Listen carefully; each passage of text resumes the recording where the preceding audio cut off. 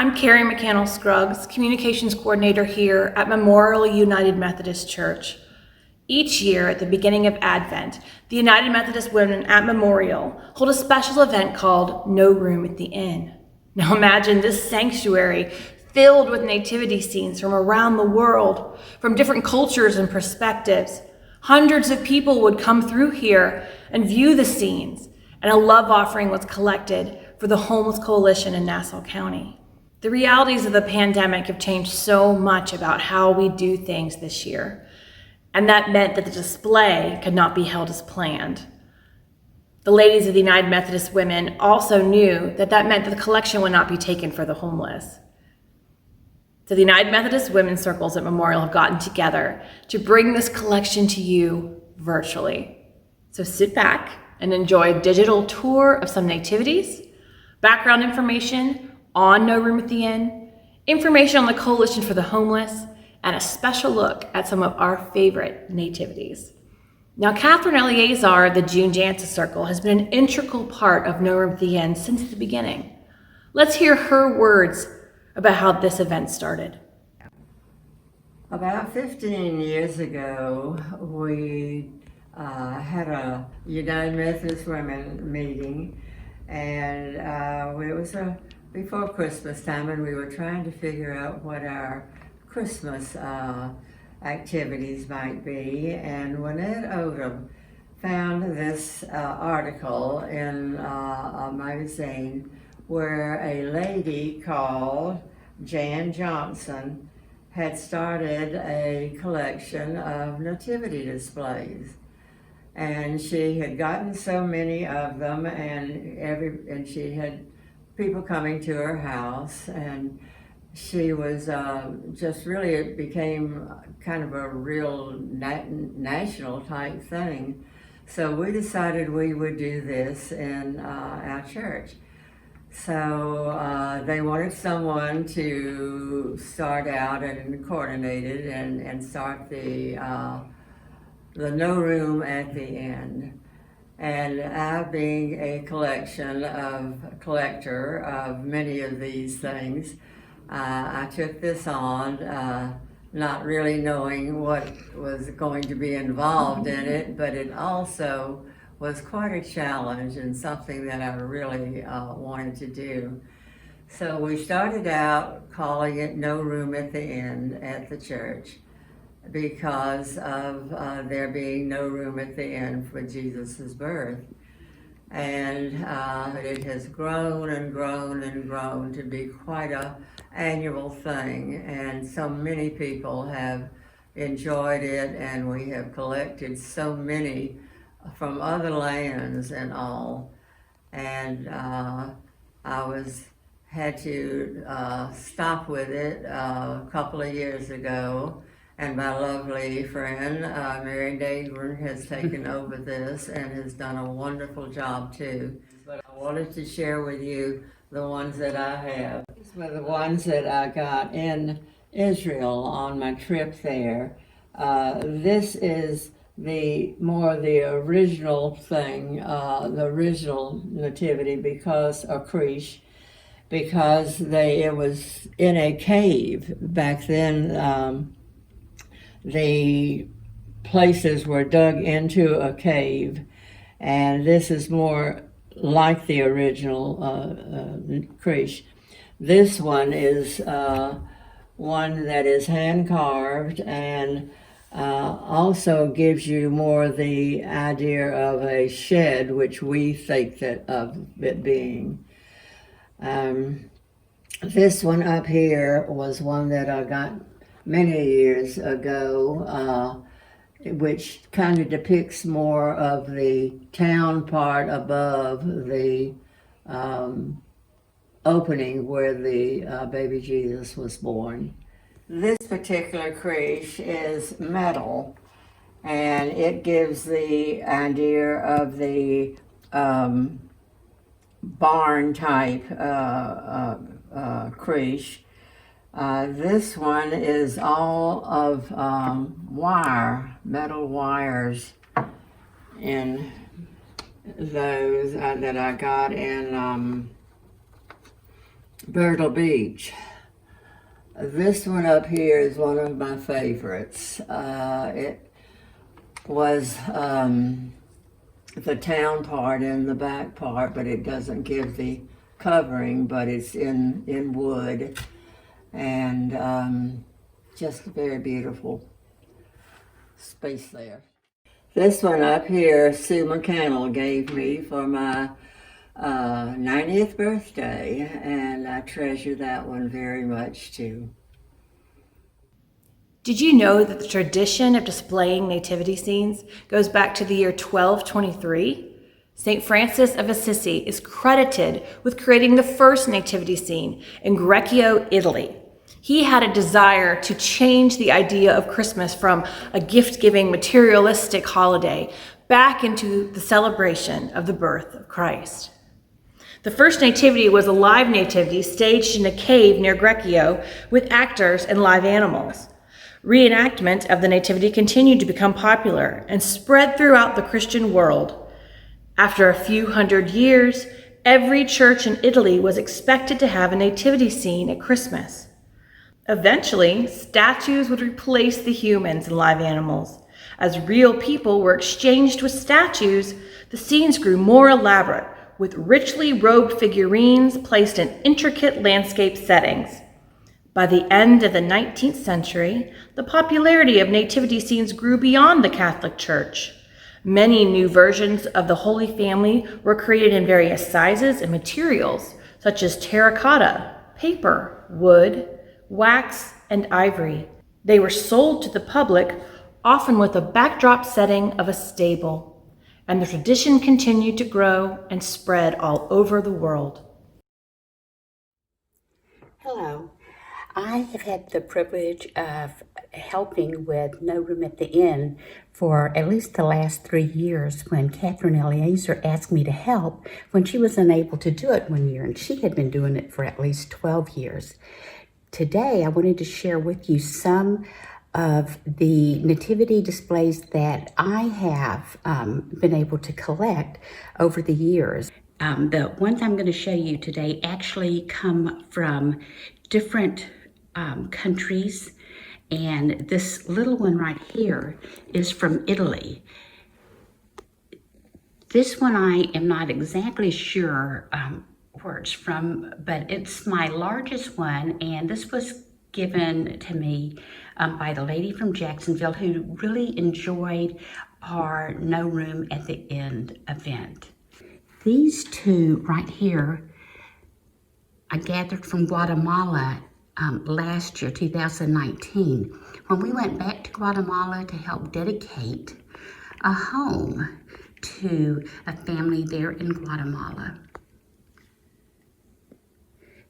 This is a representation of the Three Kings, which was given to Miguel and I when I first met a large grouping of both his mother and his father's family. And this was given to us as a gift. This Miguel and I actually got from Spain. I really like the way that they depict Joseph and Mary. They look just like a regular couple. You can tell that they're in perhaps a manger scene, her leaning against the hay. But I just loved how detailed and beautiful this picture is and how real baby Jesus looks. It's just amazing to me. And this is one that's very special to me. This nativity display right here comes from Japan. My mother and father brought this in 1951. And I think it's really special. It's been all over the world as we traveled. It's moved probably in about 20 years. It moved probably at least once or twice every 3 years. This creche is something that we found in the church memorial when we were moving, and it didn't belong to anything else. No one claimed it. And so I said, well, it just fits my nativity scene perfectly. And you can see it does. Some people in Nassau County say that Christmas doesn't officially begin until the nativity scene's on the front lawn at Memorial, and I tend to agree. For over 70 years, the nativity scene has been an important tradition of downtown Fernandina's Christmas celebration. But do you know the history of Memorial's nativity scene? In the 1950s, church member Mary Oliver spotted the close to life-size figures portraying the traditional nativity scene in front of a funeral home in Tucker, Georgia, and she was inspired by its message. When she arrived home, she encouraged her Sunday school class, the Edna S. Ward class, to raise the money to purchase the 14-piece nativity scene. They went to work and through bake sales and other fundraising efforts raised the necessary money. Originally, the camels, which measure 7.5 feet tall, were covered with rayon flock material to look like real hair, and the sheep were adorned with rayon flock to look like wool. Throughout the years, it has taken enormous dedication to maintain these large figurines, especially as they are stored away for 11 months out of the year. In the 1970s, the figures were given a fiberglass and resin coating. At one time, the church considered replacing the nativity figurines and contacted the original artist.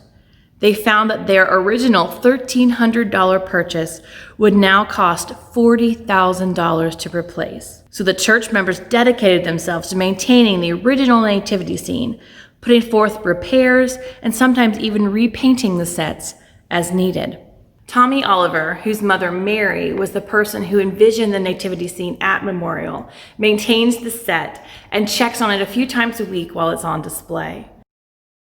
We are so thankful for the Oliver family for starting and maintaining this wonderful tradition at Memorial.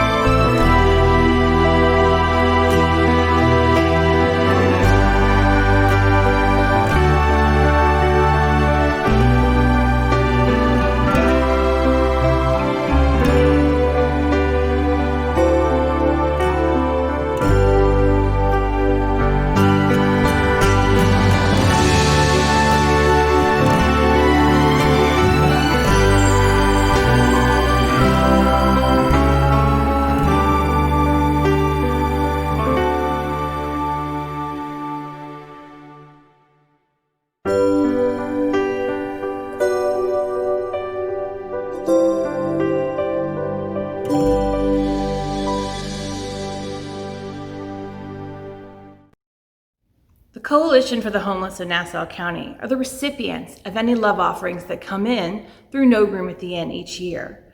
Our associate pastor, Drew Weisman, recently sat down with Carlene, the president of the Coalition for the Homeless for Nassau County, to learn more about this wonderful organization and their relationship with Memorial.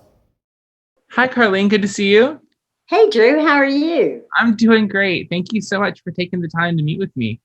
Oh, I enjoy meeting with you. So, Carlene is the president of the Coalition for the Homeless of Nassau County.